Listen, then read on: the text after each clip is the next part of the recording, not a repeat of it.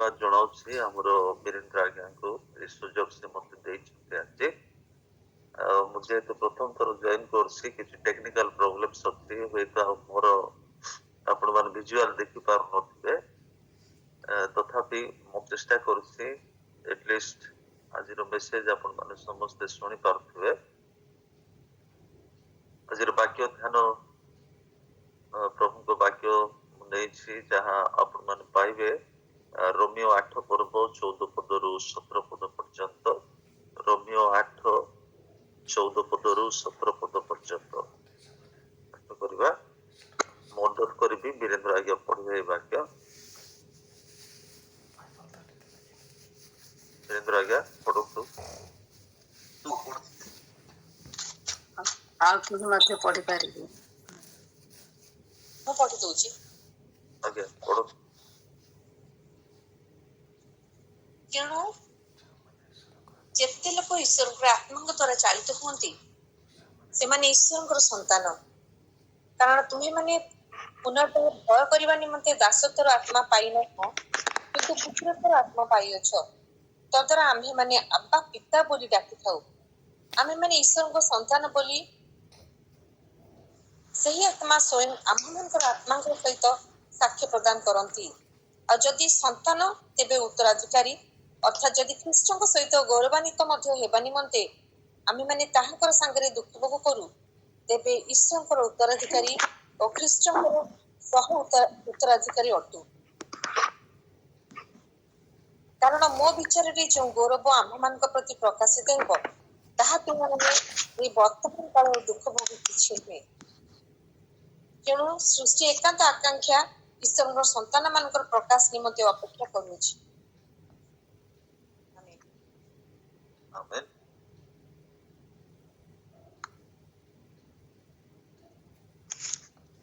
प्रभु को धन्यवाद हो प्रभु आज ये वाक्य दे हम मान को जो विषय कहबा निमंते इच्छा करंती मु आपण मान को सम्मुख रखबा पई चेष्टा करिवे आमे रोमियो पुस्तक 8 पर्व 14 पद 17 पद वर्तमान जो वाक्य सुनिलो एठी एक सुंदर विषय प्रभु आमान को सकाशे कहते से विषय हो हमें प्रत्येक लोक जो मैंने आज प्रभु जीशु ख्रीष्ट विश्वास कर समस्त को से निजर संतान भावे निजर उत्तराधिकारी भावे आज वाक्य से घोषणा करते आम ईश्वर को धन्यवाद करुछ आमर योग्यता सकाते नुहे किंतु प्रभु को उपार अनुग्रह आम प्रभुंकर ये अनुग्रह समस्ते पाइछ आपण मान जानती जे हमर बाइबल रे ईश्वर को सहित हमर जो संपर्क अछि ताको विभिन्न इलस्ट्रेशन माध्यम रे विभिन्न उपमा माध्यम रे ताको बुझाइबा निमंते चेष्टा करा जाय छै पुरातन नियम नूतन नियम रे आमे जेतले देखुछु प्रथम तो आमे प्रभु को लोक मान को ईश्वर को प्रजा भावे और ईश्वर को मान राजा भाव वर्णित करा जाए द्वितीयतः आम देखू जे ईश्वर सैन्याधिपति बा कमांडर इन चीफ भाव वर्णना करा जाए पुणी लोक मान को सेना भाव वर्णना करा जाए आम संपर्क को अति सुंदर भाव प्रकाशित होगा देखो भविष्य वक्ता पुस्तक रे कृषक और द्राक्षा वृक्ष स्वरूप अन्य वाक्य आपण मान देखिबे मास्टर और सर्वेंट रिलेशन भावे नूतन नियम मध्य पुरातन नियम रे आउ एक संपर्क हमें देखो जहा कि मेषपालक और मेष संपर्क को नहीं प्रकाश करा जाए ईश्वर आमान को मध्य संपर्क को मध्य जड़े पोटेर और पोट बा कुंभकार और माठियार संपर्क को दे प्रकाशित मध्य करा जाए नूतन नियम को जिते मैंने आसू संपर्क को आहरी टिके निबिड़ करा जाए घनिष्ठ संपर्क भाव प्रकाश करा जाए आम प्रकाशित वाक्य देखो वर और कन्यार संपर्क स्वामी और स्त्री संपर्क सहित आम रिलेशन को ईश्वर सहित प्रकाश करा जाए मध्य आम देखू जे मैंने ଶରୀର ଅଙ୍ଗ ପ୍ରତ୍ୟଙ୍ଗ ଆଉ ଈଶ୍ୱର ହଉଛନ୍ତି ଆମମାନଙ୍କର ମସ୍ତକ। এই ପ୍ରକାର ମଧ୍ୟ ଏକ ସମ୍ପର୍କ ଦେଇ ଆମମାନଙ୍କର ପ୍ରଭୁଙ୍କ ସହିତ ରିଲେସନକୁ ପ୍ରକାଶ କରାଯାଇଥାଏ। କିନ୍ତୁ ଆଜି ବାକ୍ୟରେ ଆମେ ଦେଖୁଛୁ ପିତା ଆଉ ପୁତ୍ରର ଏକ ସୁନ୍ଦର ନିବିଡ଼ ସମ୍ପର୍କ ମାଧ୍ୟମରେ ପ୍ରଭୁଙ୍କ ସହିତ ଥିବା ଆମମାନଙ୍କ ରିଲେସନକୁ ପ୍ରକାଶ କରାଯାଇଛି। ଆମେ ଏଠି ପବିତ୍ର ଆତ୍ମାଙ୍କୁ ମଧ୍ୟସ୍ଥି ଭାବେ ଦେଖୁ। ଆଉ ପବିତ୍ର ଆତ୍ମା ଏ ସମସ୍ତ ଆମମାନଙ୍କୁ ସାହାଯ୍ୟ କରନ୍ତି। ପବିତ୍ର ଆତ୍ମା ଏ ସମସ୍ତରେ ଆମମାନଙ୍କୁ ଈଶ୍ୱରଙ୍କ ସହିତ ସମ୍ପର୍କକୁ ସ୍ଥାପନ କରନ୍ତି। ଏହି ସୁନ୍ଦର ବର୍ଣ୍ଣନା ଆମେ ଏଠାରେ ଦେଖୁ। ପବିତ୍ର ଆତ୍ମା ଆମେ ସମସ୍ତେ ଜାଣିଛୁ ଯେ ପବିତ୍ର ଆତ୍ମାଙ୍କୁ ଛାଡି ଆମମାନଙ୍କର ଖ୍ରୀଷ୍ଟୀୟ ଜୀବନକୁ ଆମେ କଳ୍ପନା କରିପାରିବା ନାହିଁ। ପବିତ୍ର ଆତ୍ମାଙ୍କ ଦ୍ୱାରା କରାଯାଉଥିବା ଯୋଉ ମହିମାଯୁକ୍ତ କାର୍ଯ୍ୟ ଗୁଡିକ ଅଛି, ଆଉ ଏଠି ପବିତ୍ର ବାକ୍ୟରେ ଯାହା ଆମେ ପାଠ୍ୟ କଲୁ, ଏଠି 5ଟା ସେଇ ପ୍ରକାର ମହିମାଯୁକ୍ତ କାର୍ଯ୍ୟ ବା glorious things done by holy spirit for us ଆମେ ଆଜି ବାକ୍ୟରେ ଦେଖୁଛୁ। ଆଉ ମୁଁ ଏ ବିଷୟ ଆପଣମାନଙ୍କ ସମ୍ମୁଖରେ ରଖିବାକୁ ଇଚ୍ଛା କରେ। ପ୍ରଥମତଃ ଆପଣମାନେ ଦେଖନ୍ତୁ, ପ୍ରଥମ ବିଷୟ କୁହାଯାଏ the Holy Spirit is described by Paul as the spirit of adoption because he is responsible for our status as God's children. ପଦ 15ରେ ଆମେ এই କଥା ପ୍ରକାଶ ପାଇବା ଦେଖୁ। ଆପଣମାନେ ଚିନ୍ତା କରନ୍ତୁ ଯେ ସଦାପ୍ରଭୁଙ୍କ ଠାରୁ ଆମେ ପାଉଥିବା ସବୁଠାରୁ ବଡ ଦାନ ଗୁଡିକ କଣ ହେଇପାରେ? What are the greatest gift God gives to his children? Justification ବୋଲି ଆମେ କହୁ, ଧାର୍ମିକ ଗଣିତ ହେବା, ପାପରୁ କ୍ଷମା ପାଇବା ବା ଅନନ୍ତ ଜୀବନ ହେଇପାରେ। ଏ ସମସ୍ତ ଦାନ ଗୁଡିକ ମୂଲ୍ୟବାନ ଦାନ ଅଟେ। କିନ୍ତୁ ଇତିମଧ୍ୟରେ ଆମେ ଦେଖୁ ଯେ ଈଶ୍ୱର ଯେ ତାଙ୍କର ପୁତ୍ର ପ୍ରଭୁ ଯୀଶୁଖ୍ରୀଷ୍ଟଙ୍କୁ ଆମମାନଙ୍କୁ ଦେଲେ, ଯେ କୃଷରେ ଆମମାନଙ୍କ ସକାଶେ ନିଜର ଜୀବନକୁ ଉତ୍ସର୍ଗ କଲେ। ଆଉ ସବୁଠାରୁ ବଡ ଦାନ ଆମେ ଦେଖୁ ଯେ ପ୍ରଭୁ ଯୀଶୁଖ୍ରୀଷ୍ଟଙ୍କୁ ସେ ଆମମାନଙ୍କ ସକାଶେ କୃଷରେ ହତ ହେବା ନିମନ୍ତେ ପ୍ରେରଣ କଲେ। ଆମେ ସାଧୁ ଜହନଙ୍କର ବାକ୍ୟ ଗୋଟେ ସ୍ମରଣ କରିପାରିବା, ଯାହା ଆପଣମାନେ ପାଇବେ ପ୍ରଥମ ଜହନ 3 ପର୍ବ ପ୍ରଥମ ପଦରୁ 2 ପଦ। ଫାଷ୍ଟ ଜହନ 3 1ରୁ 2 ଏକ ବାକ୍ୟ ଆମେ ରେଫରେନ୍ସ ନେଇପାରିବା। ଏଠି ଜହନ କହନ୍ତି, see what kind of love the Father has given to us that we should be called children of God, and so we are. The reason why the world does not know us is that it did not know him. Beloved, we are God's children now, and what we will be has not yet appeared. But we know that when he appears, we shall be like him, because we shall see him as he is. ଏଠି ଜହନଙ୍କର କଥା ଯେତେବେଳେ ଆମେ ପାଠ କରୁଛୁ, John ଏ ବାକ୍ୟ ଲେଖିବା ସମୟକୁ ବୃଦ୍ଧାବସ୍ଥାରେ ଥିଲେ। କିନ୍ତୁ ଏ ବାକ୍ୟ ଯେତେବେଳେ ସେ ଲେଖନ୍ତି, ଆମେ ଗୋଟେ ଏକ୍ସାଇଟମେଣ୍ଟ ତାଙ୍କ ମଧ୍ୟରେ ଦେଖୁ, ଏ କଲ୍ ଅଫ୍ ଆର୍ଜେନ୍ସି ଆମେ ତାଙ୍କ ମଧ୍ୟରେ ଦେଖୁ। ବହୁତ ଏକ୍ସାଇଟେଡଲି ସେ ନିଜର ଶ୍ରୋତା ମାନଙ୍କୁ, ନିଜର ପାଠକ ମାନଙ୍କୁ ସେ ଆହ୍ୱାନ କରି କହନ୍ତି, ଯେପରିକି ଆସ ଶୀଘ୍ର ଶୁଣ, ଏ ଗୋଟେ ବଡ ବିଷୟ ମୁଁ ପ୍ରକାଶ କରିବା ନିମନ୍ତେ ଇଚ୍ଛା କରୁଛି। ଏ ପ୍ରକାର ଗୋଟେ ଏକ୍ସାଇଟମେଣ୍ଟ ସହିତ ଜହନ ନିଜର ବାକ୍ୟକୁ ସେ ଏଠାରେ ଲେଖନ୍ତି। ଆଉ ସେ କହନ୍ତି ଯେ ଆମେ ସମସ୍ତେ ଯେତେବେଳେ ଈଶ୍ୱରଙ୍କ ଦ୍ୱାରା ଆହ୍ୱାନ ପାଉଛୁ, ଈଶ୍ୱରଙ୍କର ସନ୍ତାନ ସନ୍ତତି ହେବା ନିମନ୍ତେ ଈଶ୍ୱର ଆମମାନଙ୍କୁ ଅଫର ପ୍ରଦାନ କରନ୍ତି। ପ୍ରିୟ ଭାଇ ଓ ଭଉଣୀ ମାନେ, ଆମେ ଏଠି ଯେତେବେଳେ ସନ୍ତାନ ସନ୍ତତି କଥା ଦେଖୁଛୁ, ଏଇଟା ନ୍ୟାଚୁରାଲ ବୋର୍ନ ସନ୍ତାନ ସନ୍ତତି ଆମେ ସମସ୍ତେ ନହୁ। ଆମେ ଗୋଟେ ପକ୍ଷରେ କହିପାରିବା ଯେ ପୃଥିବୀରେ ଯେତେ ମନୁଷ୍ୟ ଆମେ ଅଛୁ, ସମସ୍ତେ ଈଶ୍ୱରଙ୍କ ଦ୍ୱାରା ସୃଷ୍ଟ ଅଟୁ। ଆଉ ସୃଷ୍ଟିକର୍ତ୍ତା ଆଉ ସୃଷ୍ଟ ମନୁଷ୍ୟ ଭାବେ ଆମର ପିତା ପୁତ୍ରର ରିଲେସନ ବୋଲି ଆମେ ଚିନ୍ତା କରୁ, କିନ୍ତୁ ପ୍ରକୃତରେ ତାହା ନୁହେଁ। କାରଣ ବାକ୍ୟ ଆମମାନଙ୍କୁ କହେ ଯେ ଯୋଉ ପିତା ପୁତ୍ରର ସମ୍ପର୍କ ଆଉ ପୁତ୍ରତ୍ୱର ଅଧିକାର এই ପ୍ରକାର ଭାବେ ବାଇବେଲରେ ଆମମାନଙ୍କୁ ପ୍ରଦାନ କରାଯାଏ ନାହିଁ। ଆମେ ବାକ୍ୟ ରେଫରେନ୍ସ ନେଇପାରିବା, ଜହନ 1:10-13 ଆପଣମାନେ ଦେଖନ୍ତୁ ମୋ ସହିତ। ଜହନ ସୁସମାଚାର 1 ଅଧ୍ୟାୟ 10 ପଦରୁ 13 ପଦ ଏଠି କୁହାଯାଏ, He was in the world, and the world was made through him, yet the world did not know him. He came to his own, and his own people did not receive him. But to all who did receive him, who believed in his name, he gave the right to become children of God, who were born not of blood, nor of the will of the flesh, nor of the will of the man, but of God. ଏଠି natural ବାର୍ଥକୁ reject କରାଯାଏ, burn ଏଗେନକୁ ଏଠି ଗୁରୁତ୍ୱ ଦିଆଯାଏ। ଆଉ ଆମେ ଯେତେ ଲୋକ ଆଜି ଜଗତରେ ନ୍ୟାଚୁରାଲ ବାର୍ଥରେ ଜନ୍ମ ଗ୍ରହଣ କରିଛୁ, ଆମମାନଙ୍କର ପିତା ମାତାଙ୍କର ଶାରୀରିକ ସମ୍ପର୍କ ଦ୍ୱାରା ଜନ୍ମ ଗ୍ରହଣ କରିଛୁ, ଆଉ ସେପରି ଭାବେ ଆମେ ଈଶ୍ୱରଙ୍କର ସନ୍ତାନ ହେବାର ସୁଯୋଗ ପାଇନଥାଉ।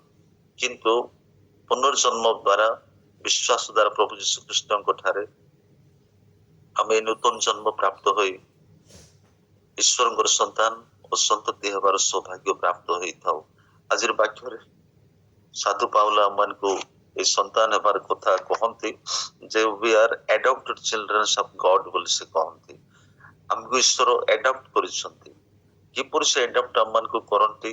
ଆଡପ୍ଟେସନର କଥା ଆପଣମାନେ ଜାଣିଥିବେ ଯେ ପୁଅ ଝିଅ ମାନଙ୍କୁ ଯେତେବେଳେ ଗୋଟେ ପରିବାର ଆଡପ୍ଟ କରନ୍ତି, କଣ ଦେଖି ଆଡପ୍ଟ କରନ୍ତି?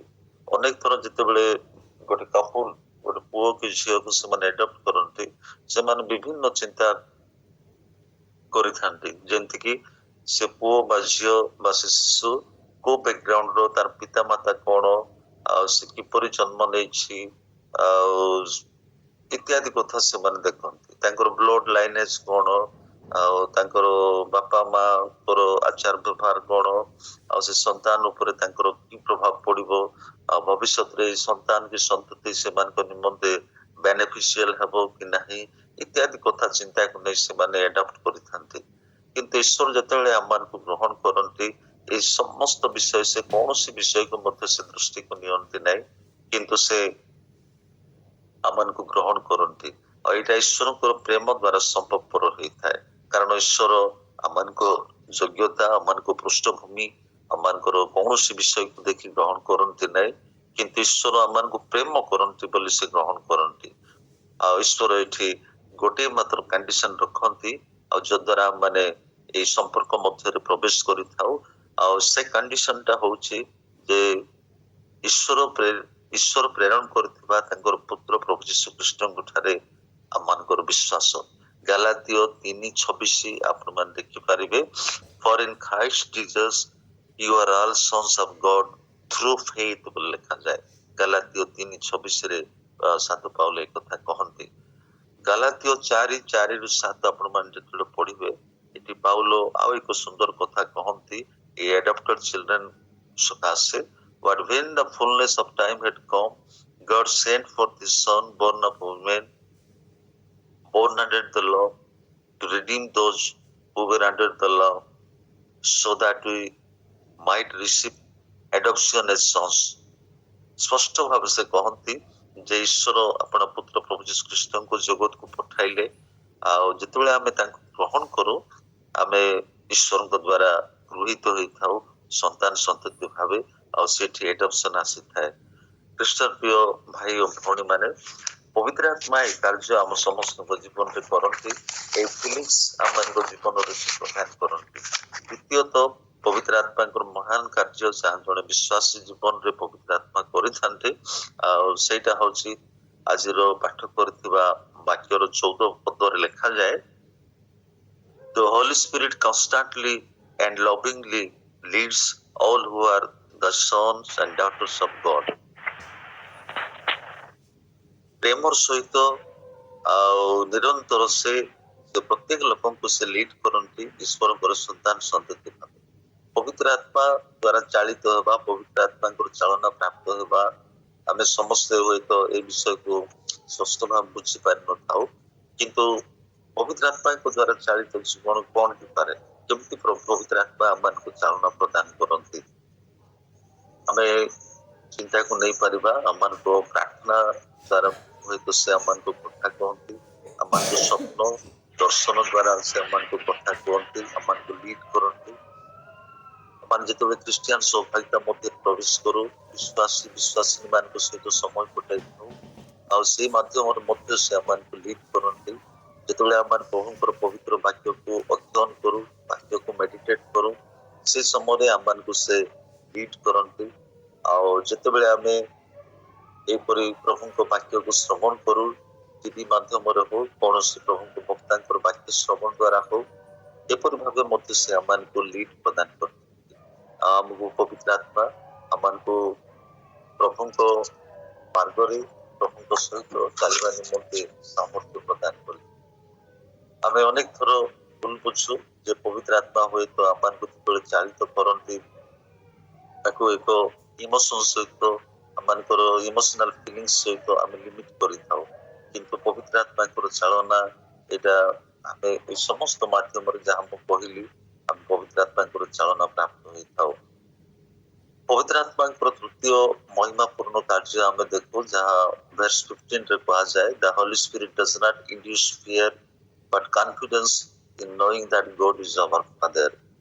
ଏଠି ପାଉଲ କହନ୍ତି ଯେ ପବିତ୍ର ଆତ୍ମା ଯେତେବେଳେ ଆମମାନଙ୍କ ମଧ୍ୟରେ କାର୍ଯ୍ୟ କରନ୍ତି, ଆମମାନଙ୍କ ମଧ୍ୟରେ ଭୟ ଆଶଙ୍କା ସୃଷ୍ଟି ହୁଏ ନାହିଁ, କିନ୍ତୁ ଗୋଟେ କନଫିଡେନ୍ସ ଆସେ ଯେ ଆମେ ଈଶ୍ୱରଙ୍କର ସନ୍ତାନ, ଈଶ୍ୱରଙ୍କର ସନ୍ତତି ଆମେ ଅଟୁ। ଆଉ ଯେ ପର୍ଯ୍ୟନ୍ତ ଆମମାନଙ୍କର ମଧ୍ୟରେ ଆଶଙ୍କା ଅଛି, ଭୟ ଅଛି, ଆମେ ସେ ପର୍ଯ୍ୟନ୍ତ ପବିତ୍ର ଆତ୍ମାଙ୍କର ଚାଳିତ ହେଇନାହୁଁ ବୋଲି ଆମେ ବିଶ୍ୱାସ କରିବା ଆବଶ୍ୟକ।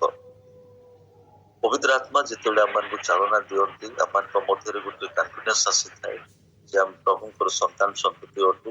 ଆଉ ଗୋଟେ ସନ୍ତାନ ସନ୍ତତି ଯେମିତି ନିଜର ପିତା ମାତାଙ୍କ ନିକଟରେ ବ୍ୟବହାର କରନ୍ତି, କାର୍ଯ୍ୟ କରନ୍ତି, ମାଗନ୍ତି, ଆଉ ସେପରି ଆମେ ଈଶ୍ୱରଙ୍କ ନିକଟରେ ମଧ୍ୟ ବ୍ୟବହାର କରିପାରିଥାଉ। ଆଉ ଏଇ କନଫିଡେନ୍ସ କେବଳ ପବିତ୍ର ଆତ୍ମା ହିଁ ଆମ ମଧ୍ୟରେ ସୃଷ୍ଟି କରିଥାନ୍ତି, ଆମଠାରେ ସେ ପ୍ରଦାନ କରିଥାନ୍ତି। ଚତୁର୍ଥ ଆମେ ଦେଖିବା 16 ପଦରେ ଆପଣମାନେ ଦେଖନ୍ତୁ, the Holy Spirit testifies to our spirit that we are God's children and in doing so brings assurance of our salvation। ଆମର ପରିତ୍ରାଣର ଆସୁରାନ୍ସ ସେ ଆମମାନଙ୍କର ମଧ୍ୟରେ ପ୍ରଦାନ କରିଥାନ୍ତି। ଆଉ ସେ ଆମର ମନୁଷ୍ୟ ଆତ୍ମା ମଧ୍ୟରେ ଟେଷ୍ଟିଫାଇ କରନ୍ତି ଯେ ଆମେ ସମସ୍ତେ ଈଶ୍ୱରଙ୍କର ସନ୍ତାନ ଆଉ ସନ୍ତତି ଅଟୁ। ଅନେକ ଲୋକ ଭୁଲରେ ଚିନ୍ତା କରନ୍ତି ଯେ ମୁଁ ଈଶ୍ୱରଙ୍କ ରାଜ୍ୟର ପ୍ରଜା ବୋଲି ଭାବନ୍ତି, ଈଶ୍ୱରଙ୍କ ରାଜ୍ୟରେ ମୋର ଉପସ୍ଥିତି ରହିବ ବୋଲି ସେମାନେ ଚିନ୍ତା କରନ୍ତି, ଈଶ୍ୱରଙ୍କ ରାଜ୍ୟରେ ମୋର ସ୍ଥାନ ଅଛି ବୋଲି ଚିନ୍ତା କରନ୍ତି। କିନ୍ତୁ ସେମାନଙ୍କର ପ୍ରେଜେଣ୍ଟ ଲାଇଫ ଷ୍ଟାଇଲକୁ, ବର୍ତ୍ତମାନର କାର୍ଯ୍ୟକଳାପକୁ ସେମାନେ ଚିନ୍ତାକୁ ନିଅନ୍ତି ନାହିଁ। ସେମାନେ ଏଥିପାଇଁ ଭାବନ୍ତି ଯେ ସେମାନେ କୌଣସି ଚାର୍ଚର ଏକ ମେମ୍ବର ଅଛନ୍ତି, କୌଣସି ଗ୍ରୁପର ଏକ ମେମ୍ବର ଅଛନ୍ତି, ଆଉ ଏଇଟା ହୁଏତ ସେମାନଙ୍କୁ ଈଶ୍ୱରଙ୍କର ସନ୍ତାନ ସନ୍ତତି ହିଁ ଈଶ୍ୱରଙ୍କ ରାଜ୍ୟ ମଧ୍ୟରେ ପ୍ରବେଶ କରିବାର ଅଧିକାର ପ୍ରଦାନ କରିବ ବୋଲି ଚିନ୍ତା କରନ୍ତି। ଆଉ କେତେ ଲୋକ ଆମମାନଙ୍କ ମଧ୍ୟରେ ଅଛନ୍ତି ଯେଉଁମାନେ ସବୁବେଳେ ଗୋଟେ ଆଶଙ୍କା ମଧ୍ୟରେ ବଞ୍ଚନ୍ତି। ସେମାନେ ହୁଏତ ଈଶ୍ୱରଙ୍କର ଦାନ ପାଇଁ ଉତ୍ତମ ଉତ୍ତମ କାର୍ଯ୍ୟ କରନ୍ତି, ଭଲ କାମ କରନ୍ତି, କିନ୍ତୁ ସେମାନଙ୍କର ଏ ସମସ୍ତ ଭଲ କାର୍ଯ୍ୟକୁ ନେଇ ମଧ୍ୟ ଗୋଟେ ଆଶଙ୍କା ମଧ୍ୟରେ ସେମାନେ ଜୀବନଯାପନ କରିଥାନ୍ତି।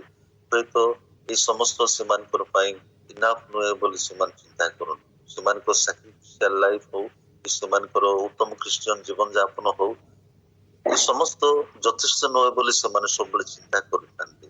ମାତ୍ର ତୃତୀୟ ପ୍ରକାରର ପ୍ରଭୁଙ୍କ ଲୋକ ଅଛନ୍ତି ଯେଉଁମାନେ ସବୁବେଳେ କନଫିଡେଣ୍ଟ ବଞ୍ଚନ୍ତି, ସେମାନେ ଯାହା ବି କହନ୍ତି, ଯାହା ବି କରନ୍ତି, ସେମାନେ ଏଇ ସମସ୍ତର ପ୍ରଭୁଙ୍କର ସନ୍ତାନ ବୋଲି ବିଶ୍ୱାସରେ ସେମାନେ ବଞ୍ଚିଥାନ୍ତି।